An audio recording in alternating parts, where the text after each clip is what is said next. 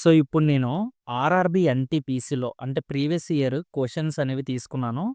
And మనం ఎలా చెప్పుకుందామంటే articles, parts, schedules వీటి మీద ఎక్కువగా క్వెషన్‌లు అడుగుతున్నారని చెప్తున్నారు. సో, అందుకే మనం ఎన్‌టీపీసీలో ప్రీవియస్ ఇయర్‌లో అడిగిన అన్ని క్వెషన్స్ కూడా ఈ ఆడియోలో మనం కవర్ చేద్దాం. సో, మీరు కళ్ళు మూసుకొని ప్రశాంతంగా వినండి. సో, ప్రతి ఆర్టికల్ కోసం అది ఏంటి? దాని పర్పస్ ఏంటి? అది ఎందుకు? సో, ఇవన్నీ కూడా మనం ఇందులో మాట్లాడదాం. సో, ఇందులో ఫస్ట్ క్వెషన్ ఏమడుగుతున్నాడంటే ఆర్టికల్ 330 అనేది ఏం చెప్తుందని అడుగుతున్నాడనమాట. ఆర్టికల్ 330 మాట. ఆర్టికల్ 330 మనకేం చెప్తుంది? Scheduled cost and scheduled tribes వాటి కోసం చెప్తుందన్నమాట. వాటి రిజర్వేషన్ మాట. హౌస్ ఆఫ్ ది పీపుల్ అంటే లోక్‌సభలో ఎస్సీ, ఎస్టీ క్యాండిడేట్‌ల యొక్క రిజర్వేషన్ కోసం మాట్లాడుతుందన్నమాట. ఆర్టికల్ 330 అనేది. అర్థమైంది కదా! So, next question. ఇందులో మనకి which article says about the annual financial statement అని అడుగుతున్నాడు. అంటే దీని అర్థం ప్రతి సంవత్సరం కూడా మన పార్లమెంట్‌లో బడ్జెట్‌ని ఇంట్రొడ్యూస్ చేస్తారు కదా! అది ఏ ఆర్టికల్ అంటే ఆర్టికల్ 112 ఆర్టికల్ 112 మాట. ఈ ఆర్టికల్ 112 ఏం చెప్తుందంటే ప్రతి సంవత్సరం కూడా ప్రెసిడెంటు పార్లమెంట్‌లో ఫినాన్షియల్ స్టేట్మెంట్ అంటే బడ్జెట్‌ని ప్రవేశపెడతారు. సో, దానికి వీళ్ళు ఆర్టికల్ 112ని వాడుతారుమాట. అదే 130 అనుకోండి ఈ ప్రొసీజర్‌ని అంటే ఇప్పుడు ప్రొసీజర్ ఉంటుంది కదా! ఈ బిల్‌ని పాస్ చేయాలని చెప్పేసి బిల్స్ యొక్క ప్రొసీజర్ ఉంటుందన్నమాట. సో, ఇది ఆర్టికల్ 112కి సంబంధించిన ఇన్ఫర్మేషన్. సో, నెక్స్ట్ క్వెషన్‌లోని మనకి ఆర్టికల్స్ ఎన్నున్నాయని అడుగుతున్నాడు. సో, మనం ఇండియన్ కాన్స్టిట్యూషన్‌లో మాట్లాడుకున్నట్లయితే, మనకి ఇండియన్ కాన్స్టిట్యూషన్ అనేది అడాప్ట్ చేసుకున్నది నవంబర్ 26 అని మనకు తెలుసు. 1949 అది జనవరి 26, 1915 ఎఫెక్టివ్‌లోకి వచ్చిందని కూడా తెలుసు. అయితే ఆ టైంలో మనకి 395 ఆర్టికల్స్ ఉండేవి. 395 ఆర్టికల్స్, 8 షెడ్యూల్స్ ఉండేవిమాట. అయితే మరి ఇప్పుడు ప్రెజెంట్ వచ్చేసి ఎన్నున్నాయంటే మనకి 448 అంటే 448 ఆర్టికల్లున్నాయి. ఓకేనా? సో, తర్వాత షెడ్యూల్‌లు కాస్త 8 షెడ్యూల్‌లు కాస్త 12 షెడ్యూల్‌లు అయ్యిందమాట. ఓకే. నెక్స్ట్ క్వెషన్‌లో ఫోర్త్ షెడ్యూల్ అనేది మనకి ఏం చెప్తుందని చెప్పేసి అడుగుతున్నాడన్నమాట క్వెషను. ఫోర్త్ షెడ్యూల్ మనకేం చెప్తుంది? The fourth schedule says about it is the seats for the states and union territories in the Rajya Sabha. అంటే నాలుగవ షెడ్యూల్ ఏం చెప్తుంది అంటే రాజ్యసభలోని స్టేట్స్ మరియు యూనియన్ టెరిటరీస్ యొక్క ప్రొవిషన్స్ కోసం చెప్తుందన్నమాట. అంటే సీట్స్ కోసం మాట్లాడుతుంది. అంటే రాజ్యసభలో సీట్లుంటాయి కదా! ఆ సీట్లనేవి ఎన్నుంటాయి? స్టేట్‌కి ఎన్నుంటాయి? యూనియన్ టెరిటరీస్‌కి ఎన్నుంటాయని చెప్పి ఈ ఫోర్త్ షెడ్యూల్ మనకు చెప్తుందన్నమాట. అలాగే సిమిలర్‌గా మనం ఫిఫ్త్ షెడ్యూల్ కోసం మాట్లాడుకున్నట్లయితే, ఫిఫ్త్ షెడ్యూల్ ఏం చెప్తుంది? Administration of scheduled areas same ఇందాకలాగే. అంటే ఈ షెడ్యూల్డ్ ఏరియాస్, షెడ్యూల్డ్ ట్రైబ్స్ ఉంటాయి కదా! వీటి యొక్క కంట్రోలింగ్ అండ్ అడ్మినిస్ట్రేషన్ కోసం మాట్లాడుతుందన్నమాట. అంటే లైక్ అస్సాం, మేఘాలయ, త్రిపుర, మిజోరం కాకుండా మిగతావిమాట. వీటిలికి స్పెషల్ ప్రొవిషన్స్ ఉంటాయనుకోండి. అయితే మీకిక్కడ ఒక పాయింట్ చెప్పాలి. States and union territories of India కోసం మెన్షన్ చేసేది మరి ఏ షెడ్యూల్ అని అడిగితే? తప్పకుండా అది ఫస్ట్ షెడ్యూల్ అనే గుర్తుపెట్టుకోండి. ఎప్పుడు కూడా states and union territories of India గురించి మనకి మెన్షన్ చేసేది ఎప్పుడు కూడా ఫస్ట్ షెడ్యూల్‌లో మాట. మరి ఇక్కడేం చెప్పాను రాజ్యసభలో సీట్ల కోసం మాట్లాడేది స్టేట్స్ అండ్ యూనియన్ టెరిటరీస్‌కి ఫోర్త్ షెడ్యూల్. ఎస్సీ, ఎస్టీ క్యాండిడేట్‌ల ట్రైబల్ కోసం మాట్లాడేది ఫిఫ్త్ షెడ్యూల్. మరి మన దేశంలో ఉండే స్టేట్స్ అండ్ యూనియన్ టెరిటరీస్ కోసం మాట్లాడేది మాత్రం ఫస్ట్ షెడ్యూల్ అని గుర్తుపెట్టుకోండి. మన స్టేట్‌లో అంటే ఇప్పుడు 28 స్టేట్స్ అవ్వచ్చు, 8 యూనియన్ టెరిటరీస్ అవ్వచ్చు. వీట్లి కోసం మాట్లాడుతుందన్నమాట ఫస్ట్ షెడ్యూల్ అనేది. ఓకే. నెక్స్ట్ క్వెషన్‌లో మనకి ఏ ఆర్టికల్లు ఇండియన్ పార్లమెంట్ వాళ్ళు మనకి include in or exclude the caste, race, tribes కోసం మాట్లాడారు. అంటే అది కూడా షెడ్యూల్డ్ క్యాస్ట్ వాళ్ళ కోసం అని చెప్పేసి అడుగుతున్నాడన్నమాట. సో, పార్లమెంట్ వాళ్ళు ఎప్పుడు కూడా షెడ్యూల్డ్ క్యాస్ట్ వాళ్ళ కోసం ఆర్టికల్ 341 ఆర్టికల్ 341 ఏం చెప్తుంది అంటే ఆర్టికల్ 341 క్లాస్ 1 ఉంటుంది. క్లాస్ 2 ఉంటుందన్నమాట. సో, ఏంటో నేను చెప్తాను చూడండి. ఇవి ఏంటంటే షెడ్యూల్డ్ క్యాస్ట్ ఎవరైతే ఉంటారో వాళ్ళని డిస్క్రిమినేట్ చేయడం, వాళ్ళని సరిగ్గా అంటే వాళ్ళకంటూ చాలా లోవర్‌గా చూస్తామట. చాలా లోవర్ క్యాస్ట్‌గా చూస్తాం. సో, వాళ్ళకంటూ ఈక్వల్ రైట్స్ ఉండాలి. వాళ్ళకొక ప్రొటెక్షన్ ఉండాలి అని చెప్పేసి ఈ ఆర్టికల్ 341 చెప్తుందన్నమాట. పలానా ఒక స్టేట్‌లోని చాలా ఎక్కువ మంది ఎస్సీ క్యాండిడేట్‌లు గాని, ఎస్టీ క్యాండిడేట్‌లు గాని ఉన్నారనుకుందాం. సో, వాళ్ళేంటంటే వాళ్ళని ప్రొటెక్ట్ చేయడానికి కొన్ని లాస్ అనేవి ఇండియన్ పార్లమెంట్ వాళ్ళు ఇంక్లూడ్ అండ్ ఎక్స్‌క్లూడ్ చేస్తారన్నమాట. ఓకే. అయితే ఇక్కడ సింపుల్‌గా చెప్పాలి అంటే ఆర్టికల్ 342 ఏం చెప్తుందంటే 341 ఏం చెప్పాను? ఇంక్లూడ్ అండ్ ఎక్స్‌క్లూడ్ అని చెప్పాను కదా! ఆర్టికల్ 342 ఏం చెప్తుందంటే షెడ్యూల్డ్ ట్రైబ్స్‌ని డిఫైన్ చేస్తుందన్నమాట. షెడ్యూల్డ్ ట్రైబ్స్ అంటే మనకి షెడ్యూల్డ్ ట్రైబ్స్ ఎవరు? వాళ్ళ కోసం డిఫైన్ చేసేదే ఆర్టికల్ 342 మాట. ఐ హోప్ మీ అందరికి అర్థమైందనుకుంటున్నాను. ఆర్టికల్ 341 అంటే ఇండియన్ పార్లమెంట్ వాళ్ళు క్యాస్ట్, రేసు, ట్రైబ్స్ ఈ షెడ్యూల్డ్ క్యాస్ట్ వాళ్ళకి ప్రొటెక్షన్ ఇస్తారు. ఆర్టికల్ 341 ప్రకారంగా మనకి 'జై భీమ్' సినిమాలో కూడా ఆర్టికల్ 341 ఉంటుంది. ఓకేనా?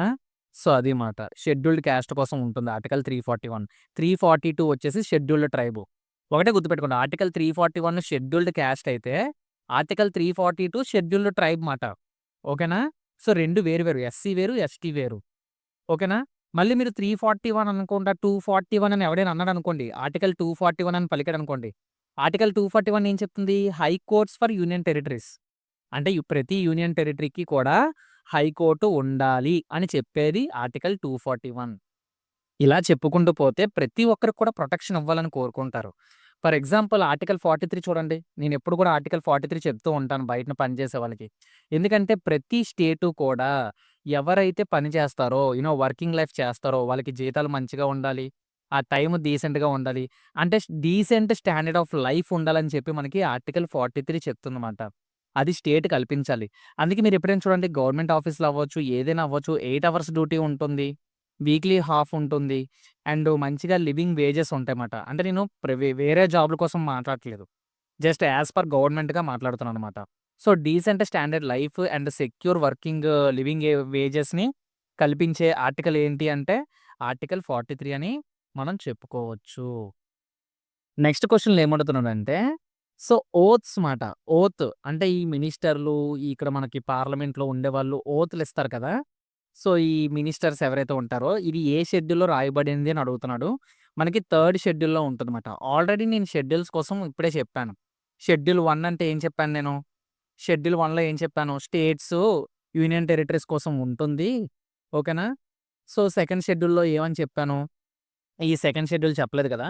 యాక్చువల్‌గా సెకండ్ షెడ్యూల్‌లో సాలరీస్ ఉంటాయన్నమాట. అంటే ఇప్పుడు మనం ఎవరైతే గవర్నమెంట్ పని చేస్తారో, ఈ పబ్లిక్ ఆఫీసెస్‌లో చేస్తారో, అంటే ఎవరైనా అవ్వచ్చు. ప్రెసిడెంట్ అవ్వచ్చు, జడ్జ్ అవ్వచ్చు, లేదంటే ఆడిటర్ జనరల్ ఆఫ్ ఇండియా అవ్వచ్చు, కాంప్ట్రోలర్ జనరల్ ఆడిటర్ అవ్వచ్చు. ఈళ్ళెవ్వరికైనానా ప్రెసిడెంట్ అవ్వచ్చు. ఎవరికైనా సరే సాలరీస్ అనేది ఈ సెకండ్ షెడ్యూల్‌లో చెప్తారన్నమాట. మరి థర్డ్ షెడ్యూల్ ఏం చెప్తుంది మనకి ఇండియన్ కాన్స్టిట్యూషన్‌లోని? మనకి ఓత్ మాట. ఓత్ అండ్ అఫర్మేషన్స్ చెప్తుంది. అంటే ఈ ప్రమాణ స్వీకారాలు అంటారు కదా! తెలుగులో ప్రమాణ స్వీకారాలు అంటారు. సో, ఈ oath and affirmations third schedule చెప్తుందన్నమాట. ఎవరు చేస్తారు? ఆఫీస్ హోల్డర్స్ అంటే ఎవరొస్తారు? అది యూనియన్ మినిస్టర్ అవ్వచ్చు, member of parliament, judges of supreme court, high court, state ministers, members of state legislature అవ్వచ్చు, ఆడిటర్ జనరల్స్ అవ్వచ్చు. వీళ్ళందరూ కూడా ఆఫీస్ కంట్రోలర్సే కదా! ఓకే. అయితే నెక్స్ట్ క్వెషన్‌లో ఎన్నో పార్ట్‌లో మనకి ఫండమెంటల్ రైట్స్ రాయబడి ఉందని చెప్పేసి అడుగుతున్నాడు. పార్ట్ 3 మాట. ఫండమెంటల్ రైట్స్ అనేవి మనకి ఎందులో ఉన్నాయంటే పార్ట్ 3లో ఉన్నాయి. ఓకేనా? చాలా చాలా ఇంపార్టెంట్ ఫండమెంటల్ రైట్స్ అనేవి. ఎన్ని ఆర్టికల్స్ అంటే ఆర్టికల్ 12తో స్టార్ట్ అయ్యి ఆర్టికల్ 35తో ఎండ్ అవుతుందన్నమాట. ఓకేనా? పార్ట్ 3లో ఫండమెంటల్ రైట్స్ అనేవి ఆర్టికల్ 12 నుంచి 35 వరకు ఉన్నాయని గుర్తుపెట్టుకోవాలి. సో, నెక్స్ట్ క్వెషన్‌లో మనకి కాన్కరెంట్ లిస్ట్ అంటున్నాడు. సో, మనకి యాక్చువల్‌గా చెప్పాలి అంటే మనకి 3 టైప్స్ ఆఫ్ లిస్ట్ ఉంటుందండి భారతదేశంలో. 3 టైప్స్ ఆఫ్ లిస్ట్‌లో మనం చూసుకున్నట్లయితే first one union list, second one state list and third one concurrent list. అసలు ఈ లిస్ట్ అంటే ఏంటబ్బా? ఇప్పుడు యూనియన్ లిస్ట్ అనుకోండి. ఈ యూనియన్‌లో ఏముంటుందంటే పార్లమెంట్ ఉంటుందన్నమాట. యూనియన్ ఆఫ్ పార్లమెంట్ ఉంటుంది. వీళ్ళు ఏం చేస్తారంటే కొన్ని లాస్‌ని తయారు చేస్తారు. ఇది యూనియన్ లిస్ట్‌లో ఉంటుందన్నమాట. ఓకేనా? అలాగే ఇప్పుడు స్టేట్ లిస్ట్ వచ్చిందనుకోండి. ఇప్పుడు ఫర్ ఎగ్జాంపుల్ యూనియన్ అనుకోండి. ఇప్పుడు డిఫెన్స్ అవ్వచ్చు, లేదంటే ఆర్మీ అవ్వచ్చు. ఇవన్నీ కూడా యూనియన్‌లోకే కదా వస్తాయి. ఎయిర్ ఫోర్స్ అవ్వచ్చు. ఇవన్నీ కూడా యూనియన్ లిస్ట్‌లోకి వస్తాయన్నమాట. మరి స్టేట్ లిస్ట్ అంటే ఏంటి? స్టేట్‌లో అంటే ఇప్పుడు స్టేట్‌కి సంబంధించిన ఏదైనా లాస్‌ని మేక్ చేయడం అవ్వచ్చు. ఓకేనా? అంటే సెంట్రల్ గవర్నమెంట్ అనేది ఇన్వాల్వ్ అవ్వదన్నమాట. ఓకేనా? మళ్ళీ అలాగే స్టేట్ కూడా సెంట్రల్‌లో కొన్నిటిలో ఇన్వాల్వ్ అవ్వకూడదు. ఇప్పుడు రైల్వే ఉంది. స్టేట్ ఏదైనా చేస్తదేంటి? అసలు అందులో వేలు పెట్టకూడదన్నమాట స్టేటు. మరి కాన్కరెంట్ లిస్ట్ అంటే ఏంటి? కాన్కరెంట్ లిస్ట్ అంటే బోత్ యూనియన్ అండ్ స్టేట్స్ ఇద్దరు కలిసి ఉంటారన్నమాట ఇందులో. వీళ్ళిద్దరూ లెజిస్లేచరు మనకి లాస్‌ని తయారు చేస్తారన్నమాట. ఓకేనా? మనకిక్కడ కొన్ని ఆప్షన్స్ ఇచ్చాడు. ఇచ్చిన ఆప్షన్స్‌లో కాన్కరెంట్ లిస్ట్ అనేది దేనికొస్తుందని అడిగాడు. Option A forest. యెస్, ఫారెస్ట్‌కొస్తుంది. ఎందుకు ఫారెస్ట్ అనేది కాన్కరెంట్ లిస్ట్‌లోకొస్తుంది? బికాజ్ స్టేట్‌లో ఉండే ఫారెస్ట్ కాబట్టి అది స్టేట్‌కి చెందుతుంది. అలాగే ఫారెస్ట్ అనేది చాలా అదొక నేచర్‌కి సంబంధించిన ఎన్విరాన్మెంటల్ కన్జర్వేషన్ కాబట్టి అది యూనియన్‌లోకి కూడా వస్తుంది. అందుకే దీన్ని కాన్కరెంట్ లిస్ట్‌లో ఒక వన్ ఆఫ్ ద థింగ్ అని మనం చెప్పుకోవచ్చు. ఓకేనా? సో, అది. అయితే మీరు కాన్కరెంట్ లిస్ట్ చూసినప్పుడు ఇక్కడ మీకు ఇది మనకి ఎప్పటినుంచంటే 42nd అమెండ్మెంట్ యాక్ట్ అనేది జరిగిందండి. దీన్ని మినీ కాన్స్టిట్యూషన్ అని కూడా అంటారు. నేను చాలా సార్లు వీడియోలో చెప్పాను. 1976 చాలా ఇంపార్టెంట్. 42nd అమెండ్మెంట్ యాక్ట్ అనేది చాలా ఇంపార్టెంట్ అని చెప్పాను. సో, ఇక్కడ మనకి 5 సబ్జెక్ట్స్ అనేవి ఉంటాయి. యాక్చువల్‌గా స్టేట్ లిస్ట్ అనేది కాన్కరెంట్ లిస్ట్‌కి ఇప్పుడు ఫర్ ఎగ్జాంపుల్ ఫారెస్ట్ అనేది ఏంటి ఒక కాన్కరెంట్ లిస్టు. ఓకేనా? అలాగే protection of wild life animals and birds ఉంటాయి చూసారా? అది కూడా మనకి కాన్కరెంట్ లిస్టే. ఓకేనా?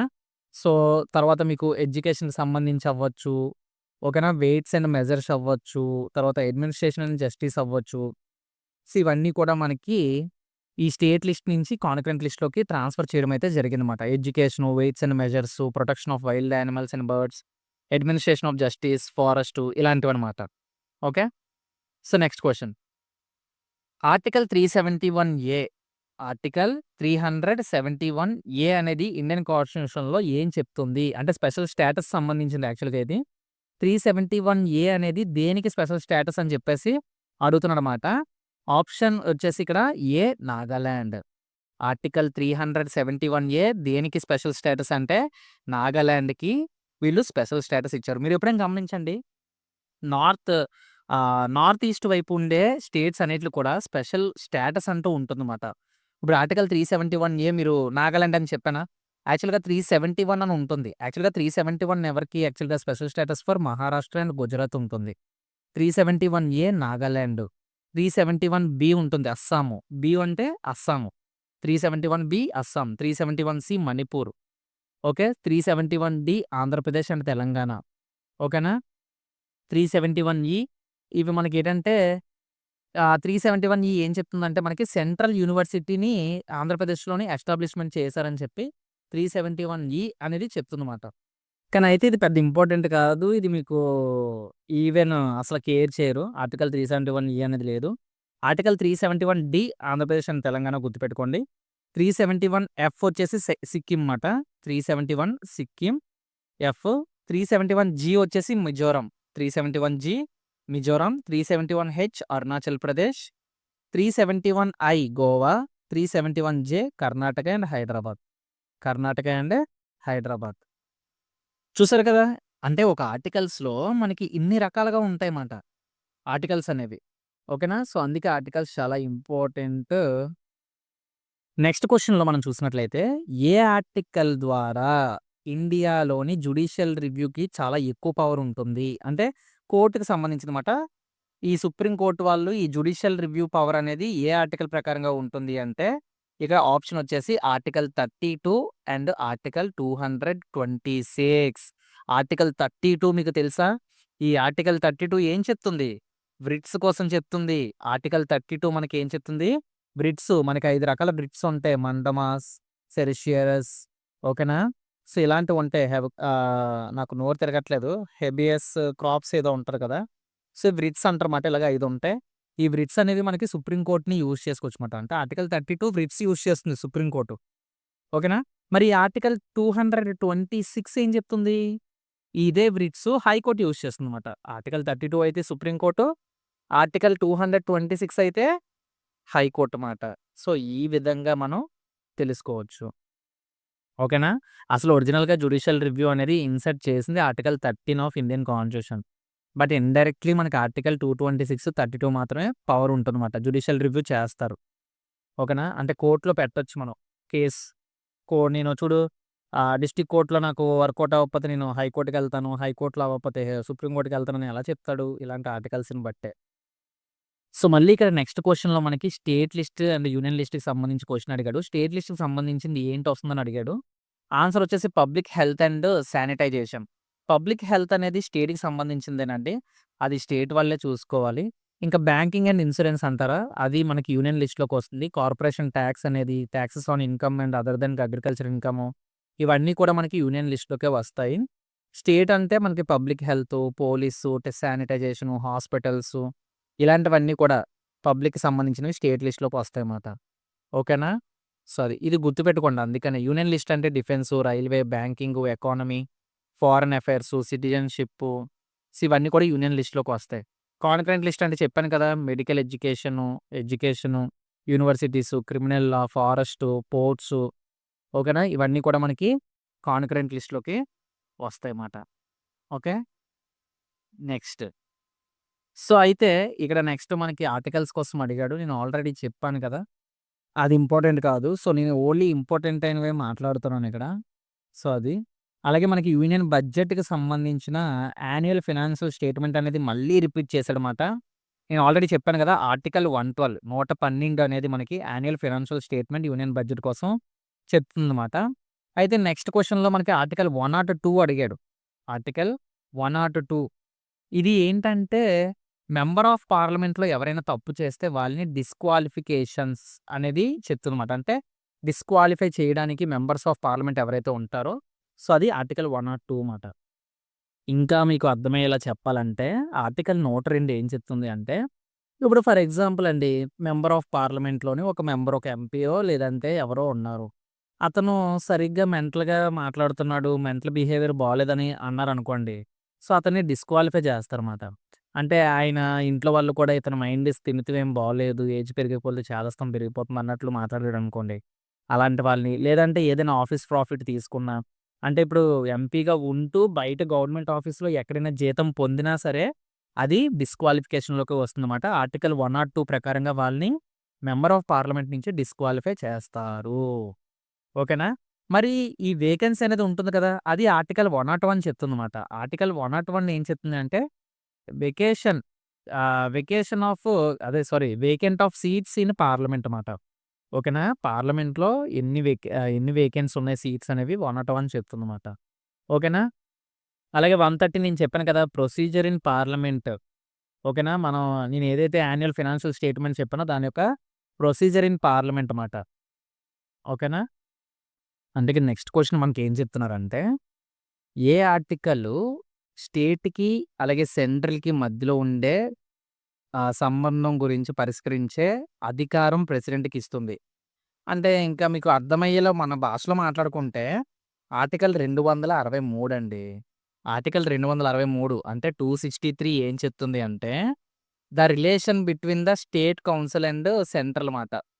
ఫార్మ్డ్ బై ది ప్రెసిడెంట్ మాట. ప్రెసిడెన్షియల్ ఆర్డర్ మాట. దీన్నే ఇంటర్ స్టేట్ కౌన్సిల్ అనేసి అంటారమాట. ఎందుకు నార్మల్‌గా ఈ ఆర్టికల్ 263 ఎందుకు యూజ్ చేయాలి అంటే, ఫర్ ఎగ్జాంపుల్ ఇప్పుడు మన స్టేట్ అనేది బోర్డర్‌లో ఉంది. లేదంటే వాటర్ ద్వారా అవ్వచ్చు, బోర్డర్ విషయాల్లో అవ్వచ్చు. కొన్ని విషయాల్లో స్టేటు, సెంట్రు 2 కూడా కూర్చొని మాట్లాడుకోవాలి. అలాగే బడ్జెట్ విషయంలో కూడా లేదంటే ఈ యొక్క ఫైనాన్షియల్ మ్యాటర్స్‌లో కూడా స్టేట్‌కి అలాగని చెప్పి నేను ఇందాకల చెప్పాను. భారతదేశం ఒక ఫెడరల్ సిస్టమ్ అండి. అంటే మనకి స్టేటు ఉంటుంది, సెంట్రల్ ఉంటుంది ఫెడరల్ అంటే. అలాగని చెప్పేసి ఎవరి దారి ఆళ్ళు చూసుకుంటారంటే అవ్వదు కదా! మనందరం ఒక దేశంలో బతుకుతున్నప్పుడు సత్సంబంధాలు ఉండాలి ఇద్దరి మధ్య. ఆ సత్సంబంధాలు ఉండాలి కాబట్టే ప్రెసిడెంట్‌కి పవర్ ఉంటుందన్నమాట. ఈ ఆర్టికల్ 263ని యూజ్ చేసుకొని ప్రెసిడెంటు మీటింగ్ పెడతాడన్నమాట. స్టేట్ కౌన్సిల్స్‌కి. ఓకేనా? సో, అంతే దానికి మించి ఇంకేం లేదు. అది ఏదైనా అవ్వచ్చు. ఏ గొడవైనా అవ్వచ్చు, లేదంటే ఏ ఇష్యూ అయినా అవ్వచ్చు, ఏ మ్యాటర్స్ అయినా అవ్వచ్చు. ఓకే. సో, అందుకే దీన్ని provisions with respect to inter state council అంటారన్నమాట. దీన్నేమంటారంటే provisions with respect to inter state council అనేది ఏ యాక్ట్ అని చెప్పేసి ఏ ఆర్టికల్ అని చెప్పేసి అడుగుతాడు. ఆర్టికల్ 263 అని మనం చెప్పుకోవచ్చు. ఓకేనా? 264 ఏం చెప్తుంది? ఫినాన్స్ కమిషన్స్ కోసం చెప్తుందన్నమాట. ఫినాన్స్ కమిషన్స్ ఇంటర్ప్రిటేషన్ కోసం చెప్తుంది. ఇప్పుడు ఆర్టికల్ 63 అంటే మీకు చెప్పాను కదా! ప్రెసిడెంట్ పలానా ఇంటర్ స్టేట్ కౌన్సిల్‌ని ఏర్పాటు చేసే పవర్ ఉందని. అలాగే ఆర్టికల్ 263 మనం చూసాం. 62 వచ్చేసి ఏం చెప్తుంది? 262 262 మనకేం చెప్తుంది అంటే, వాటర్ ప్రాబ్లమ్స్ కోసం చెప్తుందన్నమాట. అంటే రిలేటింగ్ టు వాటర్ మాట. ఇంటర్ స్టేట్ రివర్స్ ఏవైతే ఉంటాయో, లేదంటే రివర్ వాలీస్ ఏవైతే ఉంటాయో, దీని యొక్క డిస్ప్యూట్స్ కోసం చెప్తుందన్నమాట. అంటే దాని మీద ఏవైనా గొడవలు ఉండొచ్చు, బోర్డర్ షేర్స్ ఉండొచ్చు. వాటర్ షేర్ అనేవి 2 స్టేట్‌లనేవి షేర్ చేసుకుంటాయి కదా! వాటర్‌ని. ఆ వాటర్‌కి సంబంధించిన డిస్ప్యూట్స్ ఏవైతే ఉంటాయో వాటిల్ని అడ్జస్ట్ చేస్తుందన్నమాట. ఓకేనా? ఎడ్యుడికేషన్ చేస్తుంది. సో, ఇది inter state rivers and river వాలీస్‌కి సంబంధించిన 262 ఆర్టికల్. అయితే నెక్స్ట్ క్వెషన్ మనకేం చెప్తున్నారంటే, ఆర్టికల్ 108 ఏం చెప్తుంది అని అడుగుతున్నాడు. అంటే జాయింట్ సిట్టింగ్ అండి. Joint sitting of Lok Sabha and Rajya Sabha. చాలా చాలా ఇంపార్టెంట్ ఆర్టికల్ 108. ఎందుకు నేను ఇంపార్టెంట్ అని చెప్తానంటే, ఈ ఆర్టికల్ 108 కొన్ని పరిస్థితుల్లో లోక్‌సభ, రాజ్యసభ ఇద్దరు కలిసి కూర్చుంటారన్నమాట. ఫర్ ఎగ్జాంపుల్ అండి. నేను ఒక బిల్లుని లోక్‌సభలో పెట్టాను. లోక్‌సభ నుంచి ఇప్పుడు ఆ బిల్లు పాస్ అవ్వాలంటే ప్రెసిడెంట్ సైన్ ఉండాలి కదా! ప్రెసిడెంట్ సైన్ డైరెక్టర్ పెట్టేస్తారా? లోక్‌సభలో ఎలక్షన్స్ జరుగుతాయి. మీటింగ్ అదే మొత్తం డిస్కషన్ జరిగి అక్కడ ఓకే అనుకుంటే రాజ్యసభకెళ్తది. ఆర్టికల్ 108 పక్కన పెట్టండి అందాకల. సో, లోక్‌సభలో ఒప్పుకున్నారు. కానీ రాజ్యసభలో ఒప్పుకోలేదే! ఆళ్ళు మళ్ళీ బిల్లు వెనక్కి పంపించేశారు. ఇలాగా 6 నెలలు సర్కస్ చేశారనుకోండి ఇద్దరూను. అప్పుడు ఈ జాయింట్ సిట్టింగ్ అనేది పెడతారన్నమాట ప్రెసిడెంటు. ప్రెసిడెంట్ ఏం చేస్తాడంటే ఈ జాయింట్ సిట్టింగ్ పెట్టి ఆర్టికల్ 108 ప్రకారంగా ఇద్దరు కూర్చొని ఆ బిల్లు ఏదో ఒకటి తేల్చాలి. ఎక్కువ సార్లు లోక్‌సభ వద్దు అనుకుంటే అది వద్దు. ఎందుకంటే లోక్‌సభకి నన్నడిగితే ఎక్కువ పవర్ లోక్‌సభకే ఉంటది రాజ్యసభ కన్నా. ఎందుకంటే ఈ ఆర్టికల్ 108 ప్రకారంగా జాయింట్ సిట్టింగ్ పెట్టినా లోక్‌సభలో ఎక్కువ మంది ఉంటారు కాబట్టి ఈ జాయింట్ సిట్టింగ్ అనేది ఎక్కువగా లోక్‌సభకే ఎక్కువగా మద్దతు ఉంటుందన్నమాట. కాపోతే జాయింట్ సిట్టింగ్‌లో ఇద్దరు ఉంటారు. ఓకేనా? సో, దీన్ని డెడ్‌లైన్ బ్రేకర్ అని కూడా అంటారు యాక్చువల్‌గా చెప్పాలి అంటే పేరుతోటి. సో, దీనికి స్పీకర్ లోక్‌సభ స్పీకర్ ఎవరైతే ఉంటారో ఆ స్పీకరు నాయకత్వం వహిస్తాడు. ఒకవేళ అతను ఆబ్సెంట్‌లో ఉన్నాడనుకోండి డిప్యూటీ స్పీకర్ ఆఫ్ లోక్‌సభ ఎవరైతే ఉన్నారో అతను ఒకవేళ అతను కూడా ఆబ్సెంట్‌లో ఉంటే డిప్యూటీ చైర్మన్ ఆఫ్ ఈ రాజ్యసభ ఎవరైతే ఉంటారో అతను చూసుకుంటాడన్నమాట. ఓకేనా? ఐ హోప్ మీకు అర్థమవుతుందనుకుంటున్నాను. అందుకే ఆర్టికల్ 108 అనేది joint sitting of Lok Sabha, Rajya Sabha అని గుర్తుపెట్టుకోండి. అయితే నెక్స్ట్ క్వెషన్ మనకేమడుగుతున్నాడంటే ఆర్టికల్ 35 కోసం అడుగుతున్నాడన్నమాట. యాక్చువల్‌గా చెప్పాలంటే ఆర్టికల్ 35 ఎవరి కోసం మాట్లాడుతుందిక్కడ? జమ్మూ అండ్ కాశ్మీర్‌లో ఎవరైతే ఉంటారో వాళ్ళ కోసం మాట్లాడుతుందన్నమాట. ఈ 35 క్లాస్ చూడండి మనకి ఆర్టికల్స్ అనేవి ఈ 35 ఏలని ఇవన్నీ కూడా ఎక్స్‌ట్రాగా యాడ్ చేసినమాట. 1954 1954లో ఈ ఆర్టికల్ 35 అనేది ఇండియన్ కాన్స్టిట్యూషన్‌లో అంటే భారత రాజ్యాంగంలో యాడ్ చేశారన్నమాట. ఓకేనా? అసలు ఏం చెప్తుంది ఈ ఆర్టికల్ 35 అనేది? మే 14, 1954 నాటికి జమ్మూ అండ్ కాశ్మీర్‌లో ఎవరైతే జన్మిస్తారో, లేదంటే కనీసం 10 సంవత్సరాలు నివసిస్తారో, వాళ్ళకి చట్టబద్ధమైన కొన్ని ఏవంటే కొన్ని ఆఫర్స్ ఉంటాయన్నమాట. అంటే నువ్వు ఇది చెయ్యొచ్చు. అంటే నువ్వక్కడ కంప్లీట్‌గా నివసించే హక్కుని నీకు వాళ్ళిస్తారన్నమాట. అంటే నువ్వు బయట వ్యక్తిగా కాకుండా నువ్వొక అక్కడ జమ్మూ అండ్ కాశ్మీర్‌కి చెందిన వ్యక్తిలాగా నిన్ను చూస్తారన్నమాట. అట్‌లీస్ట్ నువ్వు 10 సంవత్సరాలు అక్కడ ఉండాలి. లేదు అంటే అక్కడ జన్మించి ఉండాలన్నమాట. అయితే వీళ్ళకంటూ కొన్ని ప్రత్యేక హక్కులైతే వాళ్ళిస్తారన్నమాట.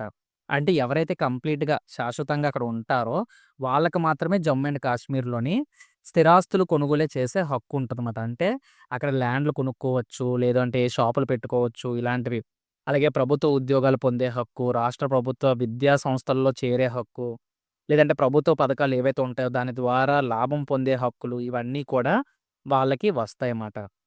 అయితే ఇతర రాష్ట్రాల నుంచి ఎవరైనా వచ్చినా జమ్మూ అండ్ కాశ్మీర్‌లో ఉన్న వాళ్ళకి అక్కడ స్థిరాస్తులు కొనుక్కోవడానికి హక్కు లేదు. ప్రభుత్వ ఉద్యోగాలు పొందడానికి కూడా హక్కు లేదు. ఇది ఆర్టికల్ 35 చెప్తుందన్నమాట. అయితే దీని మీద చాలా గొడవలు జరిగాయి. అయితే ఈ గొడవల్లో కారణంగానే ఈ ఆర్టికల్ ఒక గొడవగా మారిపోయిందన్నమాట. ఎందుకంటే ఇతర రాష్ట్రాల పౌరులు ఫర్ ఎగ్జాంపుల్ జమ్మూ అండ్ కాశ్మీర్‌లో కొన్ని ప్రాథమిక హక్కులు ఉన్నాయని చెప్పాను కదా! ఇప్పుడు ఏదైనా ఒక అమ్మాయి జమ్మూ అండ్ కాశ్మీర్‌లో అమ్మాయి బయట అబ్బాయిని లవ్ చేసి పెళ్లి చేసుకుందనుకుందాం. ఇప్పుడు ఆ అబ్బాయిని పెళ్లి చేసుకోగానే, ఆ అమ్మాయికుండే ఈ పౌర హక్కులు ఏవైతే ఉంటాయో, అంటే ఈ శాశ్వత నివాసిత హక్కులు ఏవైతే ఉంటాయో, అంటే కంప్లీట్‌గా అక్కడ ఉండే హక్కులు అండ్ స్పెషల్ స్టేటస్ ఏదైతే ఉంటుందో, అవన్నీ కోల్పోతుందన్నమాట ఆ అమ్మాయి. సో, ఇది మరి పెద్ద ప్రాబ్లమ్ అనే చెప్పుకోవచ్చు. సో, ఇదే విధంగా 2002లో జమ్మూ అండ్ కాశ్మీర్‌లో హైకోర్ట్ వాళ్ళు ఏం చేశారంటే, ఆ అమ్మాయి పెళ్లి చేసుకున్నా సరే, ఆ అమ్మాయి ఎటువంటి హక్కులు కోల్పోదు అని ఆ అమ్మాయికి మంచి తీర్పిచ్చింది. కానీ ఏం చిక్కుపెట్టింది? పిల్లలకు మాత్రం ఆ హక్కులు ఉండవని తీర్పిచ్చింది హైకోర్టు 2002లో.